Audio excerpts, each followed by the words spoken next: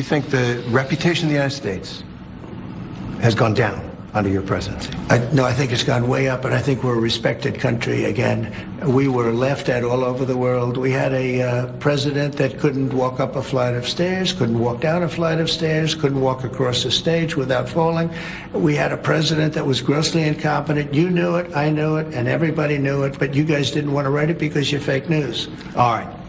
Thank you. And by the way, ABC is one of the worst. I have to be honest with you. Thank you. What's going on, everybody? Thank you all for joining me today. If you haven't already, please make sure you hit the like button, subscribe to the channel if you're new to the channel, and most importantly, please make sure that you are following me on Telegram at TD Media Group to help circumvent social media censorship and shadow banning. And with the introduction out of the way, let's get into today's news. And today, we have to talk about the greatest cover-up in American political history.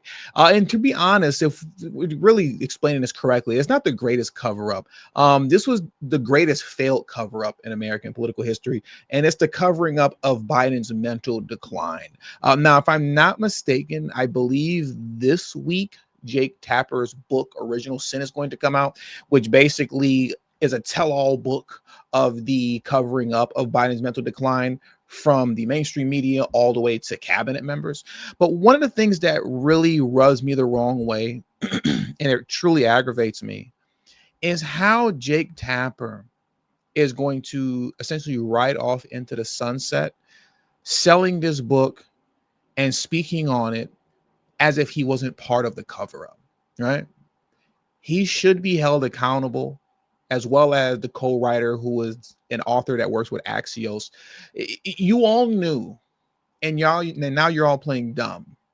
You're all playing stupid, as if you didn't know, but you did research into it, and you spoke with all these sources, and now, oh my God, we had no idea. No, you ran cover for Biden the entire time, and God knows who's actually running the country.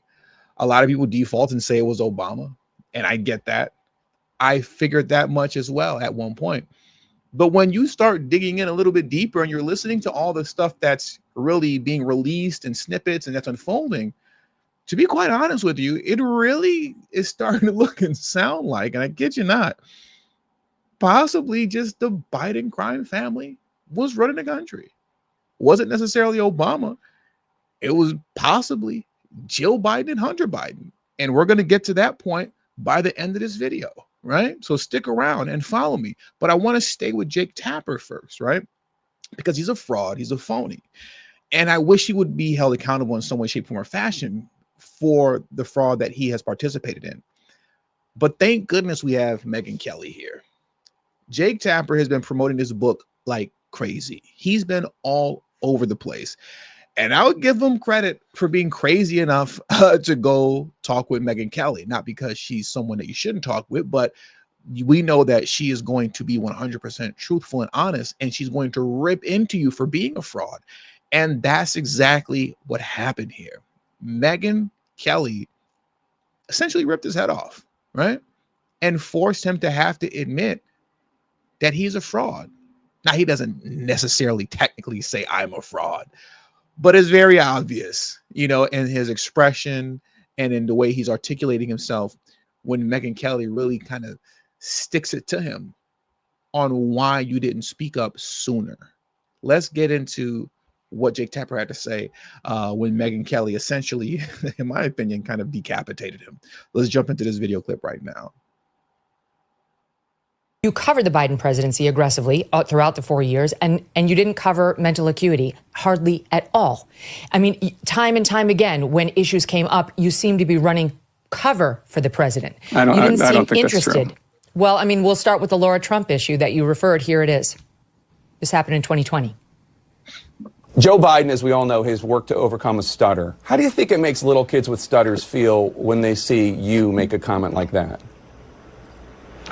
First and foremost, I had no idea that Joe Biden ever suffered from a stutter. I think what we see on stage with Joe Biden, Jake, is very clearly a cognitive decline. Okay. That's what I'm referring to. It makes me uncomfortable You are to no watch somebody on stage I can't, search for this is so questions. amazing. You're trying to tell me that what I was suggesting was I a think that you stuttering. were mocking his stutter. Idea, Joe Yeah, Biden. I think you were mocking his stutter, and I think you have I wasn't, absolutely no Jake. standing to diagnose somebody's cognitive decline. And it's very concerning to a lot of people that this could be the leader of the free world. Okay. That is all I'm saying. I genuinely feel Lara sorry Trump. for Joe Biden. I appreciate it. I'm sure it was from a place of concern. We all believe that. Lara Trump, thank you so much.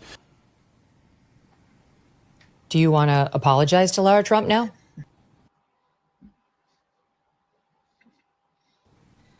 I've already apologized to her. I called her months ago.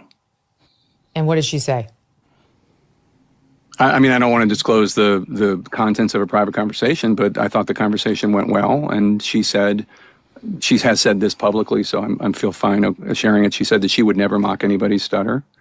But I mean, after we did the research for this book, and I realized how bad his acuity issues were, I called Lara Trump and I said, you were right. She was totally right. He's so full of it. After I did the research for this book, that's when I realized she was right. I can sit here right now. I'm not going to play the videos because I've played it in a previous video, so I want to give a series of clips a break for a moment.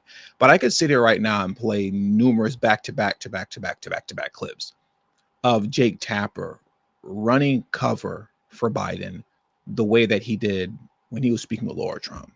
This guy's a complete fraud and a complete freaking liar. You don't do your due diligence as far as journalistic integrity is concerned after the fact. That's not when you do it. You're supposed to be doing it if you're truly a journalist, which a lot of these guys like to hang their hat on as being trained journalists, even though they don't conduct themselves that way. They conduct themselves more like YouTubers. You were supposed to do that while he was in office. Get down to the bottom of what was going on, what his mental decline while he was in office. Instead, all of these tools willingly chose to run cover. And to be quite honest with you, as it pertains to everybody within the mainstream media, the only person and the only man that you saw who came to be a true journalist time and time again, whenever the moment called, was Peter Doocy from Fox News. Now, once again, I'm talking about mainstream media. I'm not talking about, alternative news and things of that nature. Those of us that are, independent or on YouTube, so on and so forth. We've all been, speaking on this kind of stuff, right? But as far as in the mainstream media, just someone who's willing to tell the truth and ask the hard questions and the questions that we all want to know the answer to. Literally, Peter Doocy from Fox News was the only one who consistently in those press briefings with Karine Jean-Pierre would go in and say, hey, what's going on with this man's mental decline? And are you guys covering it up? And this is how it would always play out. Let's get into this first clip here with Peter Doocy and Karine Jean-Pierre. Look at this here. President Biden ever going to convince the 3/4 of voters who are worried about his physical and mental health that he is okay, even though in Las Vegas he told a story about recently talking to a French president who died in 1996. I'm not even going to go down that rabbit hole with you, What? sir. What is We're the going rabbit to hole? go ahead. He said go he ahead. talked to Mitterrand. Go ahead. You saw the president in Vegas, in California. You've seen the president in South Carolina. You saw him in Michigan. I'll just leave it there. Go ahead. Go ahead. That was a valid question. And she just blew it off. She's just as Karine Jean-Pierre is probably the most guiltiest out of everyone, honestly. She's probably the most guilty out of everyone because essentially she was the mouthpiece for the greatest fraud. I'm not going to say the greatest cover up in American political history anymore because it wasn't it was a horrible cover up. We all knew, but probably the greatest fraud in American political history. She was the mouthpiece.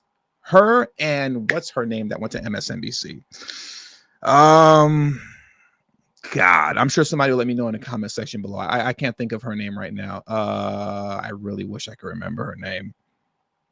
Anyways, I don't want to belabor the point too much. You guys know who I'm talking about. You guys know what I'm talking about. And for those of you who don't know, just check the comment section. They'll let you know. The woman that came before Karine Jean-Pierre, right?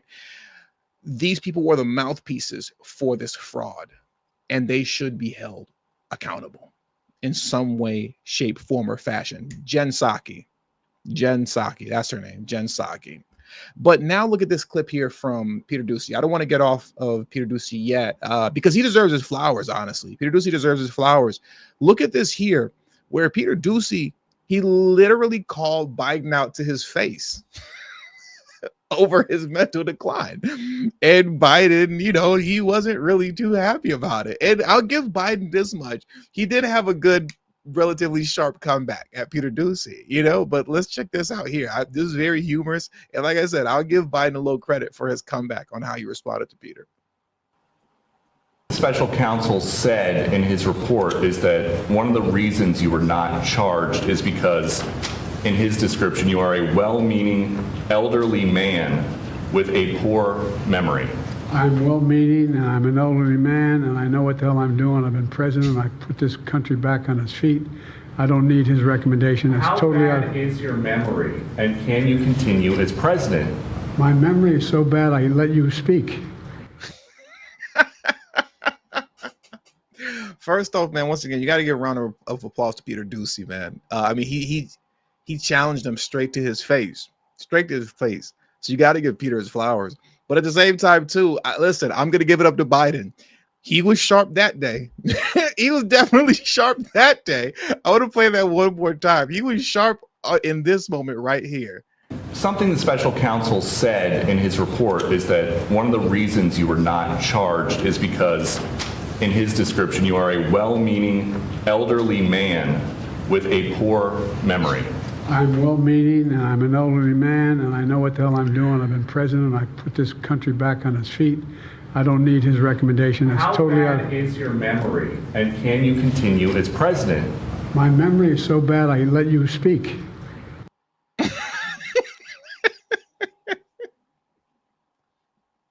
We'll give a round of applause to Biden, too. I will give it to him. Like I said, that was a good one. That was a good one. That was sharp. He was sharp on that one. But what I wanted to do next is pivot to this article here. You know, I could go on and on with clips. There are numerous clips, by the way, of Peter Doocy, you know, doing just this right here, actually being a true journalist, right? But I don't want to extend the video out too much longer than it needs to be. So we'll cap it here as far as Peter Doocy is concerned. And I do want to take a moment now to pivot over to this article here, right?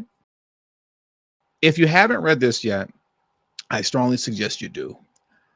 It's largely based in the original Sin book, Jake Tapper's book, that he's releasing. Like I said, I believe it's coming out this week, if I'm not mistaken.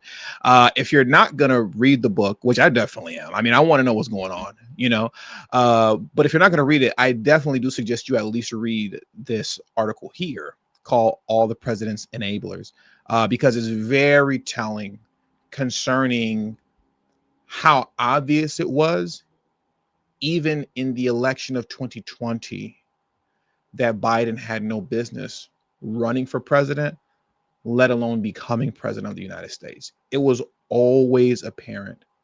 It was always obvious. Just a quick side note kind of story, because I don't want to read the entire article, but there's a main point that I want to get to in here, is that I remember even back in 2019, I was a full-time Lyft driver. That's what I was doing in 2019, right? I was a full-time Lyft driver from like 2017 to 2019. In 2019, you know, I remember during, you know, the whole, you know, DNC debates and whatnot. It's so funny when you speak to DNC lunatics because they're in such denial of all of this. A lot of them even still to this day, despite all the evidence that's out there. But my point is how obvious it was then that Biden had no business even running for president. Because I remember I was a Lyft driver. I picked a woman up, I believe, from the airport from LAX. We're driving, we're talking about politics. And I remember I said, man, I don't know about Biden. It looks like this guy has dementia or something. She was so offended. She was so offended that I said, it looks like Biden has dementia. And kind of she ran the same script that you see these guys do on, you know, TV that are running cover for Biden. You're like, I mean, you're not a doctor, are you? I mean, you can't make that kind of diagnosis. How do you know that he has dementia? Yeah, she was so offended. But my point for bringing that up is that for me, just like I'm sure for many of you, it wasn't just obvious in the latter years of his term, 2023 and especially 2024. It was obvious in 2019 when he jumped in the race. It was obvious then. It just wasn't as bad and as exaggerated as it was by the end of his term. But when you're reading this article, outside of the fact that it highlights the fact that he didn't have any business even running for president, it was very obvious on day one when his first cabinet meeting and things of that nature. But when it came down to the second term, this is where we go back to the beginning of the video when I was talking about who was really running the country. A lot of us default and say, oh, it was Obama. Ha ha ha. It was Obama was running the country. But then you got to ask yourself, after we go through this little information here, was it really Jill Biden and Hunter Biden running the country? Because it was very obvious that he shouldn't run for re-election. But Biden's ego, along with the media and others saying he's too old, his ego wouldn't allow him to step down. And I think we all get that. We all understand that, especially as men. Your ego says, what? You're telling me I can't do what? Watch this. I'm going to run for re-election anyway.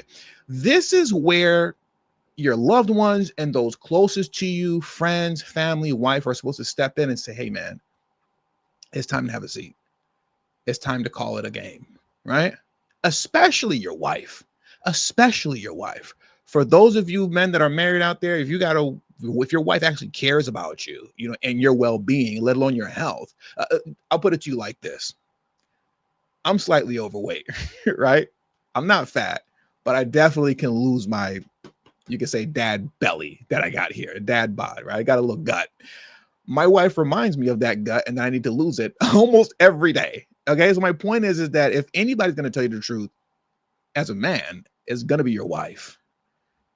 And if anybody would have told Joe Biden, hey, you need to step down, it should have been Jill to say, give it up. You shouldn't be running for re-election. But she was actually the one encouraging him the most, despite how obvious it was that this man was not only in mental decline, but literal physical decline. Check this out here. Once again, all the president's enablers, read this for yourself if you haven't already. But let's get into his biggest enabler, who is Joe Biden. Give me a moment as I scroll down a bit. Okay, so here we are. Check this out. After deceiving the country and the world about his health for years on end, effectively perpetuating a fraud on the American people, it's sadly inevitable that many are now questioning the timing of the revelation of his prostate cancer diagnosis. Biden had enablers, of course, none more culpable than his wife, Jill, whose performance at the post-debate party was downright creepy. Joe, you did such a great job, she enthused, in a manner of a mother trying to cheer up her child who struck out at T-ball. You answered every question, she said. You know all the facts. One feels slightly more respect for Jill, learning that she has since expressed private regret for his performance. That means absolutely nothing to me. Her private regret means absolutely nothing. But check this out. If there was anyone within the Biden brood who had the influence, never mind the responsibility, to stop the impending disaster that was the 2024 re-election campaign, it was Jill, or Dr. Jill, as she insisted on being called. Lady McBiden, as Alexandra Pelosi referred to her, is more fitting. Alas, get this, Jill was even more firm than her husband about maintaining a residence at Pennsylvania Avenue, according to Alan Parnes. Why was she more adamant about him running for re-election than even he was? Like I stated earlier, you're supposed to be looking out for him. You're his wife. You're supposed to be looking out for this man, not enabling him, knowing that he can't do the job. and knowing that he's not doing the job, if we're being honest. You have all the money you need for the most part. You can't be doing this for the money, because this is great pay and the opportunities. Your opportunities are going to be there. You're Joe Biden. It's all going to be there. So why else are you so adamant about this man staying in power? It has to be not because he's the one that's in power, but you are. Now, why do I say that so confidently? Well, let's move over to Jake Tapper as we bring things to a close, right? I want to switch back over to him because he gave an assessment of Hunter Biden based off of all of his research that he did, right? That he drew the conclusion that this guy was pretty much damn near borderline the president himself.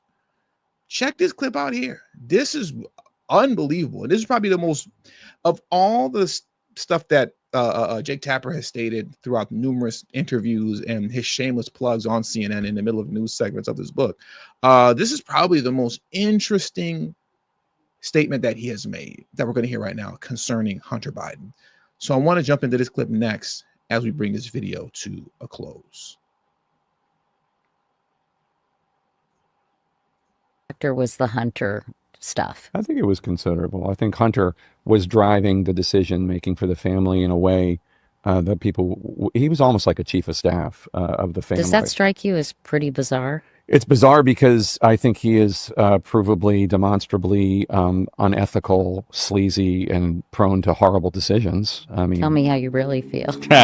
Well, I mean, You see, this is what really irritates me. And I'll start it from the beginning again since I'm interrupted. But this is what really irritates me and why I can't stand that this guy's going to ride off into the sunset like he's some sort of hero for exposing all this when he wasn't in on it. How come you weren't talking like this, while Hunter was going through all of the cocaine stuff and, the laptop, Hunter Biden laptop and everything? You were running cover then, too. You were playing stupid then, too. When he had his federal gun charges and federal tax evasion charges, where was this energy at then? Because you maintain this type of energy for Trump. And if you were a true journalist, or if you were truly being fair and balanced, then you would have that same energy for Biden, and especially his son, Hunter Biden, who you're acknowledging is a sleazebag here, but you didn't. You didn't. You want to say this stuff now. I can't stand it, man. It honestly drives me crazy. It honestly drives me crazy that he's saying this now all of a sudden. But I'll take it from the top and let's end this video off.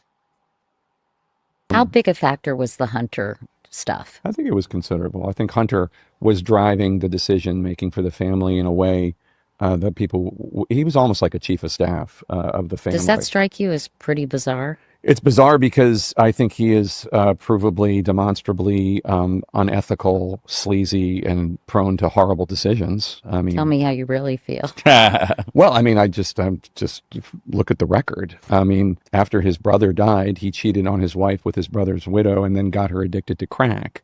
That's just one thing I could say. I mean, I don't have a lot of personal regard for him, and just based on having nothing to do with, I barely have ever met him. I've met him like once or twice, but I knew Bo.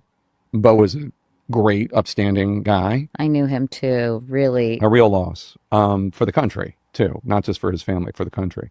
But Hunter is not that, and the idea of letting him drive the family car, as it were, is just really, really questionable.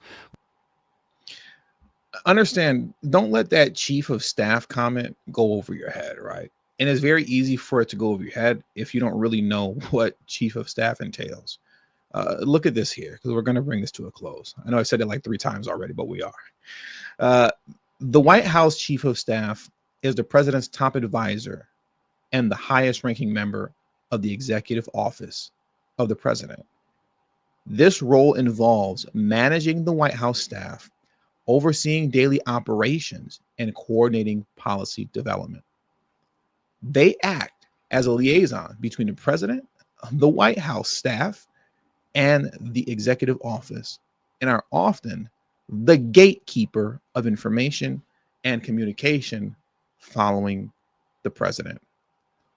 You got to ask yourself, if Hunter was driving, as Jake Tapper stated, He was driving the family car. If he was the one steering the ship this entire time, then how much influence was he actually having on public policy? How much influence was Joe Biden having on public policy? They were so adamant about him running for re-election, especially the wife, Jill, who's supposed to be looking out for him. You know he can't do the job. And for being honest, you know he's not the one doing the job. So why are you so adamant about this guy being president again? Are you guys the one making the actual decisions for the country? I guess we'll never really know, right? We'll never really know.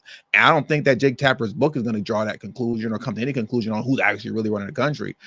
That book is just about the great cover-up, which wasn't the great cover-up. It was really just the greatest fraud in American political history. And all that, excuse me, tongue-tied there at the end. But with all that being said, that's going to do it for today's news. So I want to thank you guys for joining me today. Please hit the like button on your way out. Subscribe to the channel if you're new to the channel. Share this video on your social media platforms. And also do not forget to please follow me on Telegram at TD Media Group. The link to my Telegram is in the description box below and pinned in the comment section as well. Thank you all for your time. Until the next video, peace and have a great afternoon.